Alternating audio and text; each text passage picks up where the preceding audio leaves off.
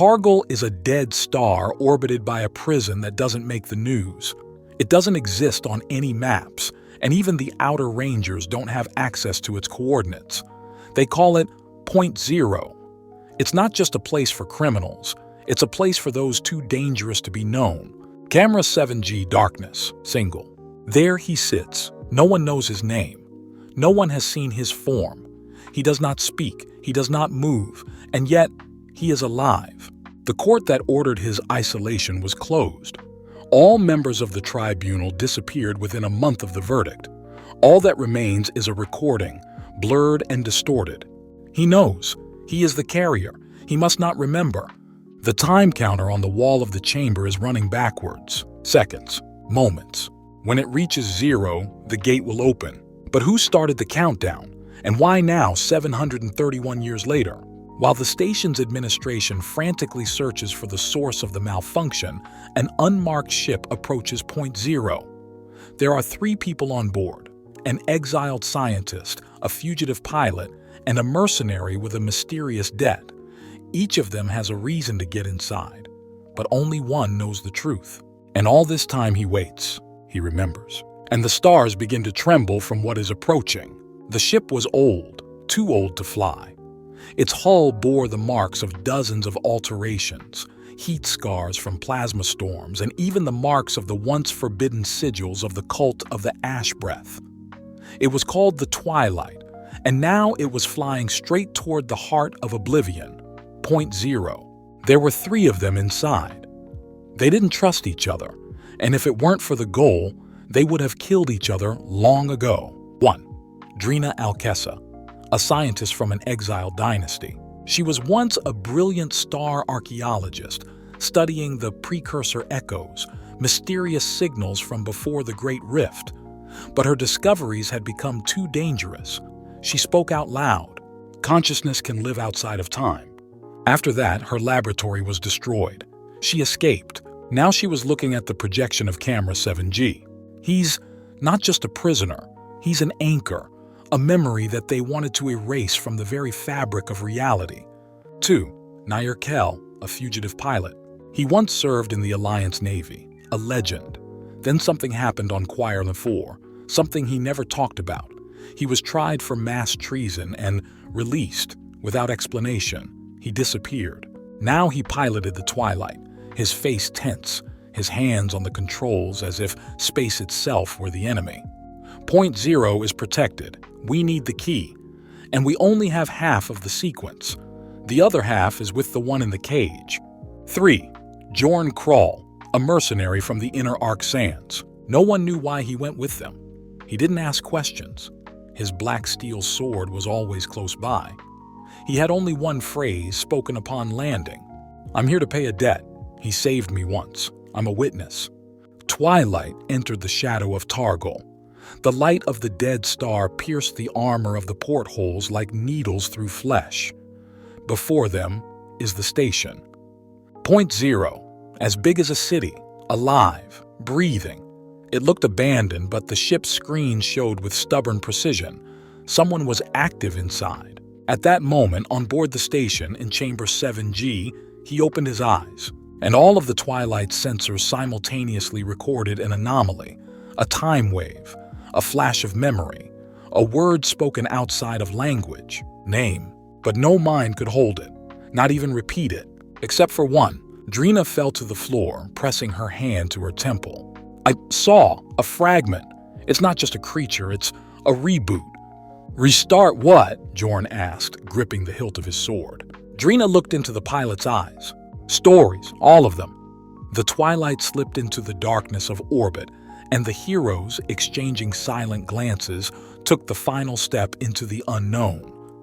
Jorn carefully entered the access code into the airlock, and the metal door creaked open, revealing a corridor filled with the dim light of flickering lamps.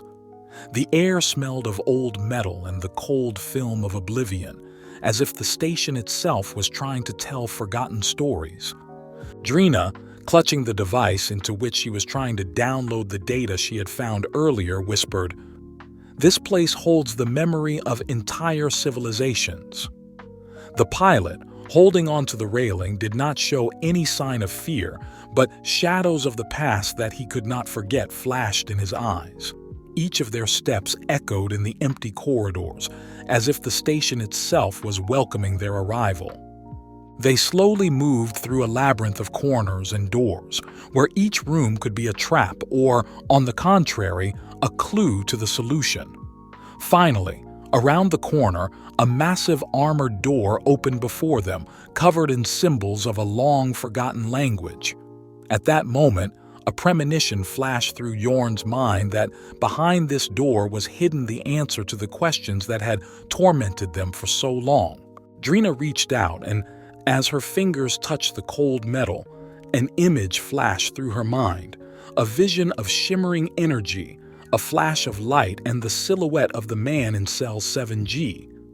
The vision was so vivid that she had to take a few steps back, as if reality itself was trying to warn her that the truth could be destructive. Jorn stepped forward and carefully pressed the pin embedded in the door panel.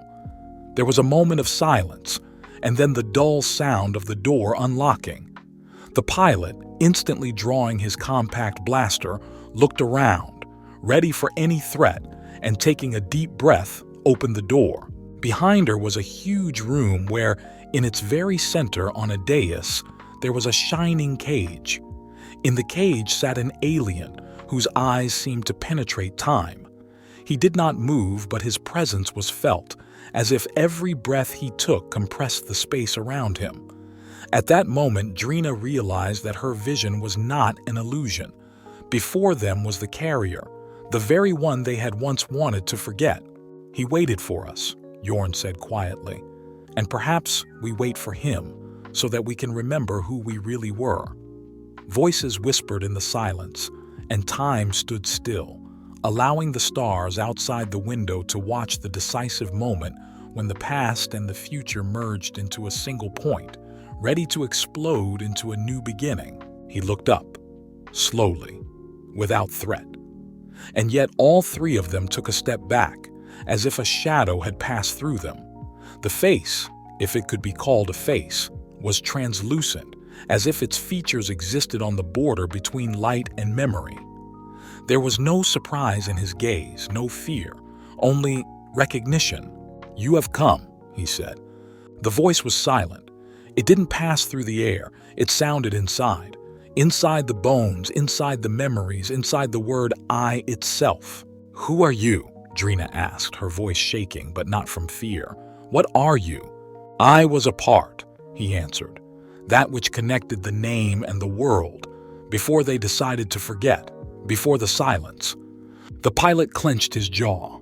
"Speak clearly. What are you the carrier of?" "I am the bearer of the word. I am what was forgotten when it became scary to remember. I am the witness of the great refusal.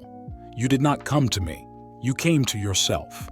The cage around him began to change color, from deathly white to dull gold, as if reacting to the proximity of living truth. Jorn took a slow step forward, beads of sweat appearing on his forehead. "Why did you save me on GLIs?" he asked. "Why did you let me survive when everyone else was turned to dust?" He looked at it, and in response, Jorn saw himself, a child, screaming, on a planet he had never visited, a word in a language he had never known, a word that made stars fall, because you remember, deeply, things no one else was supposed to remember. Like her, he pointed at Drina, and him, his gaze turned to Nehru. "What do you want?" asked Nair. "Liberation, revenge." He bowed his head slightly. "I want the story to continue, for the silence to end, for the name to be spoken, but you are not ready, not yet." At that moment, the walls of the chamber shook. The station began to vibrate, and a voice from the speakers croaked through decades of oblivion. "Memory protocol activated. Level Omega, locking all exits. Repeat, Omega. History cannot be released." "What have you done?" Drina exclaimed. He didn't answer. He just quietly closed his eyes and whispered, "I didn't. It was she. The station woke up because you asked." And somewhere below, in the depths of forgotten corridors, machines came to life. Ghostly figures that were once guards began to emerge from hibernation. Point Zero itself decided that it was time to remember. Now the heroes were locked in, but not with the prisoner. They were locked in with history, and she wasn't going to let go. The ceiling vibrated. Somewhere beyond the walls of the chamber, steel rumbled, as if the station itself were shifting its insides, changing its configuration. The space was breathing, and in this breathing, an ancient, forgotten will could be felt. "What does memory protocol mean?" Drina shouted over the sound of the sirens. "This isn't an alarm," Nair said, clutching his blaster. "This is the core activating. We're trapped. Everything the station was hiding is about to come out." Jorn looked at him without taking his eyes off him. "What do you want from us?" He opened his eyes, and all three of them felt lights flash in their heads, flashes of alien memories as if time had flowed through their minds. Worlds, dead people, people and creatures that never were. Or were they? You are the bearers of reflections. You are the ones who have already been here, but you have been forgotten. All of us have been forgotten. Even the station does not remember why it was built. I remember, but I cannot leave until you remember yourselves. Signs lit up on the screens. Maps, fragments of text, formulas, faces. Faces that suddenly seemed painfully familiar, like dreams long since abandoned in childhood. "We're part of something," Drina whispered. "Something huge. We're remnants." "The remains of history," he confirmed. "You were erased, not killed, rewritten. But something remained. In your dreams, in your fears, in things you couldn't explain. Now you have a chance to remember, or disappear forever, along with me." There was a knock. Behind the door. One, then two, then dozens. The metallic clank of soles on the floor. A distorted voice. "Confirmed. Off-script objects. Begin neutralization. Old security protocols. Machines. Ghosts of the station system. Long forgotten who they were supposed to protect and who they were supposed to destroy." Jorn drew his sword, the black steel blade humming. "We won't leave without him," he said. "I'm not asking, but if you want to get out." He pointed to the wall where a portal had appeared, a ring of curling light. "You'll have to remember more. The way isn't through the door, it's inside." "Inside what?" asked Nair. He looked into their eyes. "Inside yourself. You are the keys. This station is not locked from the outside. It is locked by you." And then everything around trembled like wax on a flame, and reality began to change. Walls disappeared. Instead of metal, sand. Instead of cells, fields. Children's laughter. Enormous cities of light. Ships flying on words. And three who were already there, in that life, in that story, but not under those names. And he was with them. But what happened then? Why did all this have to be forgotten? The answer was close. Too close. The distorted silhouettes of the security drones were already emerging through the fog of reality, as if they were born not from metal, but from the station's very memory. Their movements were ragged, as if they had not yet fully remembered how to be machines. From their siren mouths came a background whisper, not a language but a rhythm, the repetition of something ancient. Jorn took a step forward. The sword in his hand seemed to respond, as if the metal sensed the approach of something forgotten, something familiar. Drina retreated to the panel, trying to call up the defense systems, but the interface disappeared, as if it itself was afraid of what was happening. "Let's go," shouted Nair, "or we'll remember everything when we're already dead." "No," he stopped them sharply. "To run means to forget again. That's how you were rewritten. By fear, by pain, by escape. If you want to get out, go through the gate." Jorn turned to the portal. The light inside him spiraled, drawing his gaze, his heart, his memory. He felt himself being pulled toward him, but also something inside him was clenching, resisting. "If we enter," Drina muttered, "we will no longer be who we are." "You are no longer them," he answered calmly. "You do not exist. Only shells. If you want to return yourself, go." The first drone stepped forward. Its arm split open, and something like a spear, made of light and the sands of time, grew out. It aimed straight at Yorn. He raised his sword, and the moment the blades touched, the entire space burst into flame. They failed. They didn't fall. They fell inside themselves. He stood atop a white tower, above a boundless sea of misty light. He wore no armor but a cloth woven from symbols. Two people stood next to him. A woman with eyes the color of primeval night, and a man whose face was unforgettable. They looked at the horizon. "If we do this, we will disappear," the woman said. "They will forget us." "But they will survive," he answered. "Only shells," said the third. "Those who won't remember who they are." He was silent. Then he nodded. "Then let them decide for themselves. If they want, let them remember.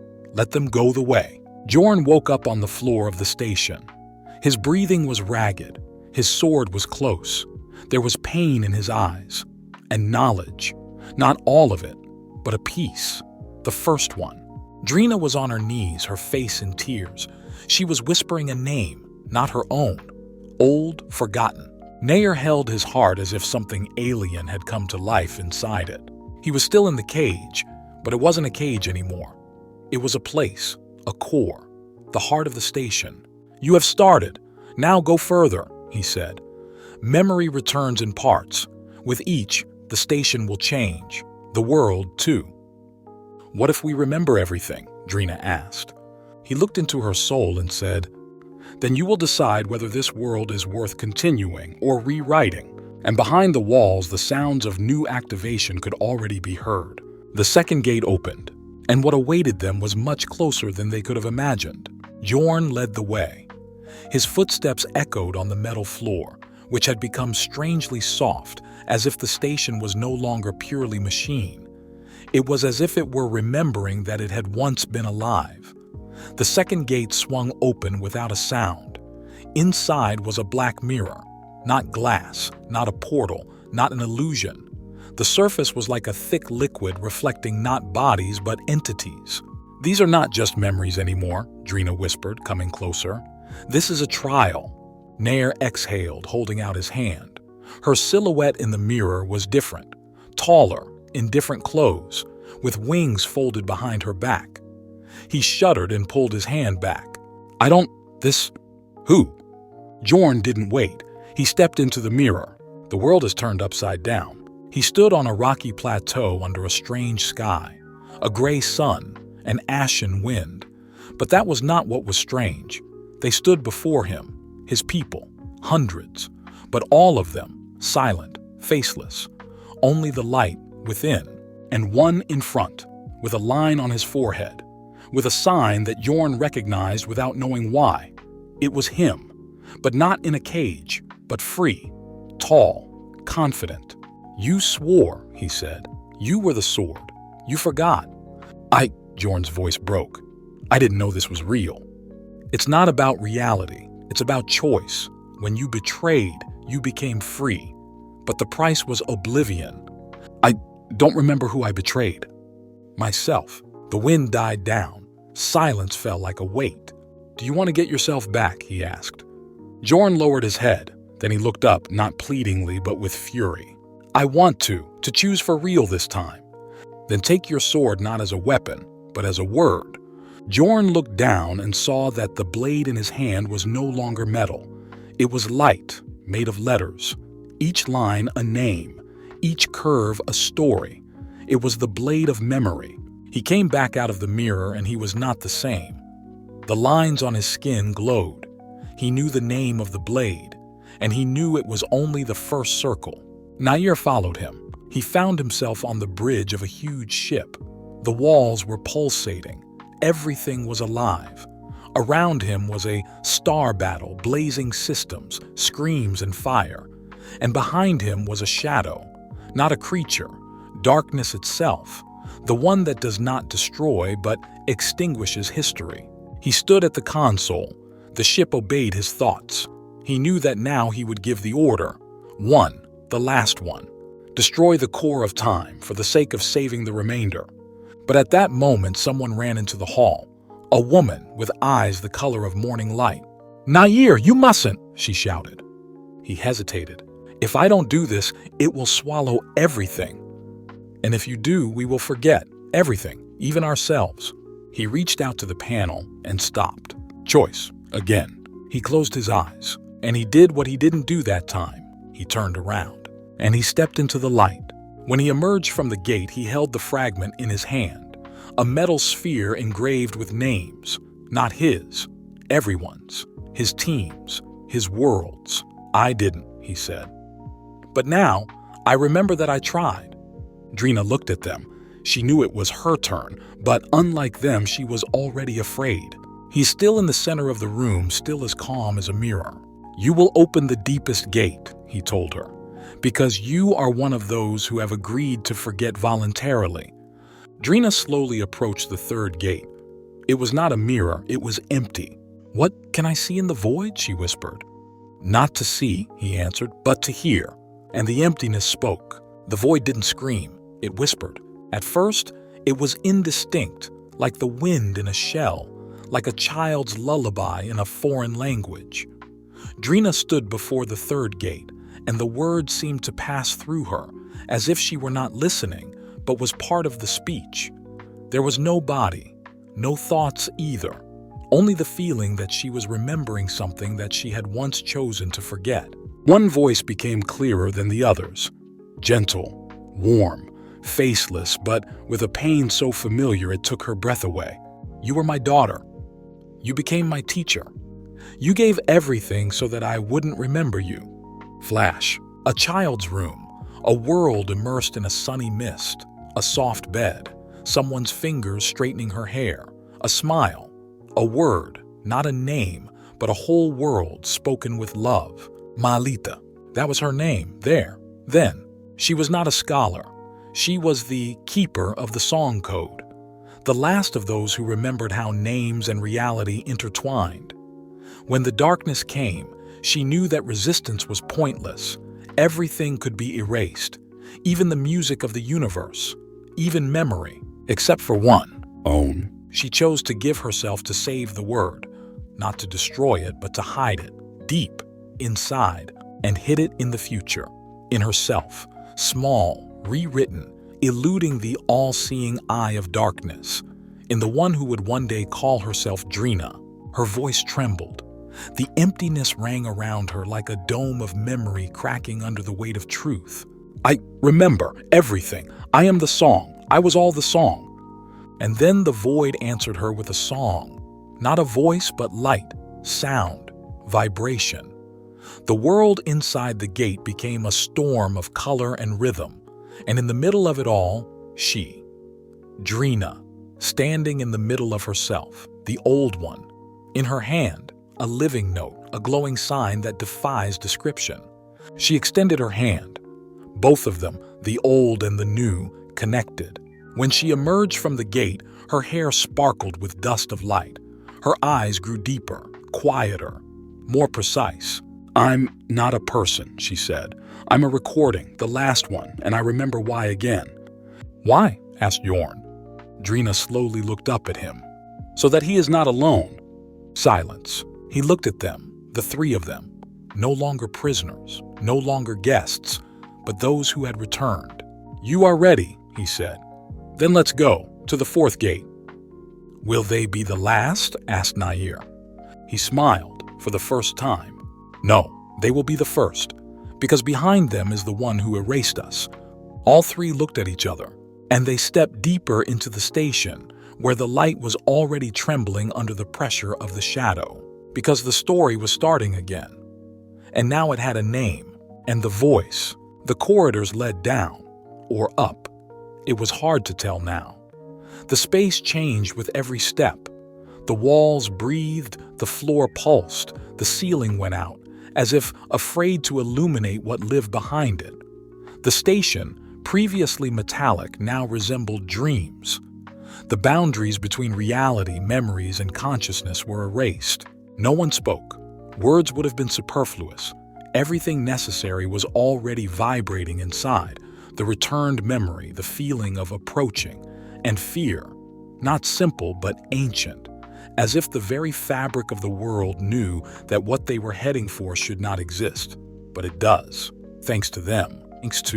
At the very bottom, a huge hall surrounded by arches, each of which trembled like a string stretched to its limit. In the center, a sphere, darkness in its purest form. Not the absence of light, but the absence of the possibility of light, so dense that the gaze slid off it like reason off madness. "Is it him?" asked Jorn. "No," he said. "This is the seal. Behind it is the one who made you forget." Drina came closer. Her steps made no sound. Space swallowed everything. Nair stood with his fists clenched as if before the final leap into the invisible. "He's not a being," she whispered. "It's meaning." "False meaning," he corrected. "His name is the name without a shadow. He came when your civilization began to seek answers that did not exist. He offered another way, without memory, without pain, without a past. Without freedom," added Jorn. He nodded. "To erase history, he had to erase you. He gave you a choice, to forget, and you agreed, almost all of you." "Why haven't you forgotten?" asked Nair. He looked at the sphere. "I was the guide, the keeper of the words. When the rewriting began, I connected my roots with the song, with what was left of Drina, and waited for someone to remember, for someone to return. And now, what?" Jorn stepped closer to the sphere. "We have to fight him." "No," he replied. "You must remember him, really, bring back his name." A pause, heavy, like the beginning of the world. "But if we remember his name," Drina whispered, "we can bring back his power." "Exactly," he nodded. "It is a choice. Either leave it behind the seal forever, or remember and finish. If you are ready." Nair looked at his friends, then at the seal. "I'm ready. I'm tired of oblivion." Drina nodded, placing her hand on his shoulder. "We must be whole, even if it means going through horror." Jorn touched the hilt of the sword. "Shall we name him?" "Let's name it," they whispered together. And at that moment, all three placed their hands on the seal, and the word was born in their minds. Not a sound, not letters, truth. He was a name without a shadow because they had once refused to give him form. Now they have returned it. "Tyranzar," they said. The sphere shook and cracked. From within, no monster burst forth, no flash, no destruction, but silence, perfect, all-consuming, soft. A silhouette emerged from it. He looked like each of them, and like no one at the same time. His face was a reflection in which everyone saw the most terrible thing they tried to forget. He looked at them. "You remembered." "We chose," Drina answered. "Then why did you come?" Jorn stepped forward, his sword glowing. "To finish. Either you become a shadow again, or you become part of us." A long silence, as if the cosmos itself was waiting. Tyranzar closed his eyes, and for the first time he accepted a name. He ceased to be a shadow. He became part of history. The seal dissolved. The station went dark, not dead but asleep. The world was no longer held back by fear, only by choice. They left the hall, no longer prisoners, not forgotten, not deceived, but returned. He smiled. His mission was complete. "What now?" asked Nair. Drina looked up at the stars, which now seemed closer. "Now, we will tell the story and begin a new one." Jorn nodded, "where no one will be forgotten." And the stars listened. They returned to the twilight. The ship seemed to exhale when they stepped onto its deck, as if it itself sensed that those who had flown away into the depths of the station were no longer sitting in it. Nair's gaze ran over the control panel, familiar but no longer native. The fingers that had previously trembled from the pain of the past now moved firmly. He knew again who he was, and who he was not. Jorn stood at the viewport, looking out at the dead star of Targol. Against it, the station, once threatening and alien, now looked like a monument, a memory, not a prison. His sword, now a blade of word and light, rested in its sheath, quiet and full. And Drina, she sat in the center of the hall, her eyes closed. The song rang inside her, not as a memory, but as a real sound. Now she heard it always, in the voices of others, in the heartbeat of the ship, in the breath of the stars. She was the keeper again, but no longer alone. "Where to now?" Jorn asked quietly. "Where we need to remember most," she answered. "Worlds that still sleep, people who live other people's lives, those who bear names but feel no meaning to them." Nair smiled, the first real smile in many years. He started the engines. "So we will become wanderers, bearers of history. Not just storytellers," Jorn added. "We are the flame of memory. We are living proof," Drina finished, "that everything can be returned if you are not afraid to hear the silence." The ship turned. The stars ahead trembled as if sensing the approach of new named ones, new awakeners. And somewhere far away among the dusty ruins of galaxies, lights flared, tiny at first, but alive. Those who once forgot began to hear, and there was hope in that, because history spoke again. Cycles passed. Not years, but echoes of time that no longer obeyed numbers. The ship Twilight flew among forgotten systems, planting song where before there was only silence. They called it sowing history. Not like fairy tales, but like return, like healing. On one such planet, covered with towers buried in the sand, they were met in silence.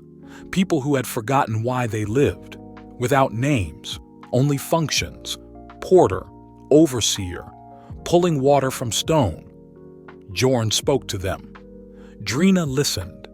Nair sang, not with his voice, but with something that came from the depths. Strings, vibration, light. Sometimes he broke down, cried, but people listened. And some of them, their eyes began to glow. "It started," Jorn said one day, looking at the fires that had flared up below. "They're calling each other for real, not numbers, not orders." "Yes," nodded Drina, "it's coming back."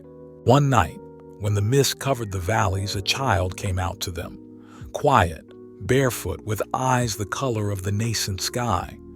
He was silent, but he came up to Drina and placed his hand on her chest, right on the song. And he whispered, "You remember, I heard you in my dream. I was there, before." She knelt before him. He was one of those who already knew, who were born with a glimmer of the past. There were more of them, like sparks on coals. They named him Salen, and something was trembling in him, something important. Nier looked at the boy with wary gentleness. Jorn kept his hand on the sword name, but not with anxiety, with expectation. "He is the guide," he said, standing with them. He was no longer a prisoner. He was not even a person. He had become a shadow, not one that hides, but one that gives form to the light. He accompanied as long as he was remembered, as long as he was needed. "He'll be the one asking," Drina added. "Again." "And perhaps one day he will answer," said Jorn. And then came the night, not a simple one. The cosmos shrank. Somewhere far away, on the edge of time structures, a second seal arose. Not the one they had destroyed. A new one. Different. And something else was looking through it. Not oblivion. And the thirst for emptiness.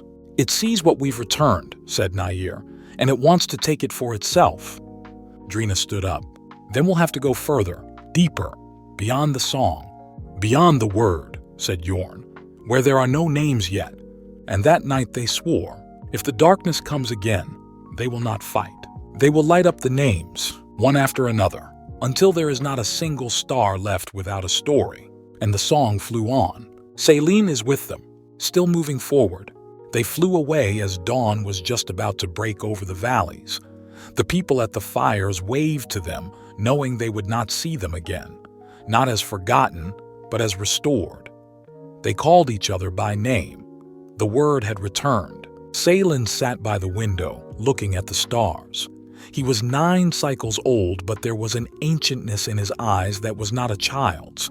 He knew he was not quite one of them, that his memory was not just his own, and he, the one who had been in the cage, was now speaking to him, quietly, inside, like a conscience, like a root.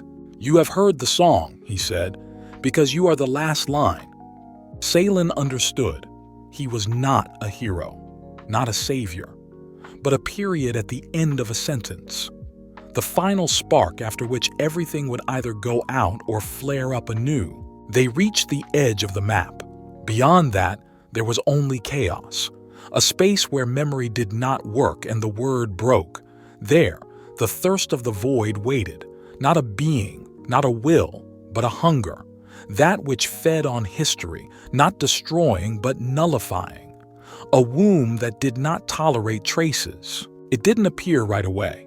First, a shadow on the stars. Then, cracks in speech. Words began to be forgotten right in the mouth. Jorn couldn't remember the name of his sword. Nair forgot where he was born. Even Drina's song stuttered, became deaf, and yet they went on, because they knew they couldn't go back. If the void swallowed this too, everything would happen again. Then silence stood up and began to sing, slowly, simply. Not the song of the ancients, yours new. It sounded different, without logic, but with warmth, as if the universe heard for the first time the voice of a child who is not afraid of anything. And the void stopped, because in this voice there was neither defense nor attack, only pure becoming, not an attempt to return but a desire to create. Memory is not like a burden but like fire. The void trembled, and it began to melt, like ice that feels warm for the first time, like oblivion given a name. Salen stepped into the center of the void. He turned around and smiled. "Everything is fine, I will stay." "Salen," Drina whispered. "You were the song, I will be the beginning." Jorn wanted to rush forward. Nair clenched his fist, but he just shook his head. "He does not die, he becomes the world." Salen extended his hand, and he closed his eyes. The void flared with light and disappeared. Forever. Twilight drifted in silence, but the stars were no longer indifferent. They twinkled, rhythmically, as if singing. "He did it," Jorn said. "He left nothing, except the beginning," Drina whispered. "History has begun again," Nair nodded. They flew away not as heroes, but as witnesses. Salen is not in the past, not in death, and in every new song, every name, every star that has been born since then. And never again, not a single story, was not forgotten.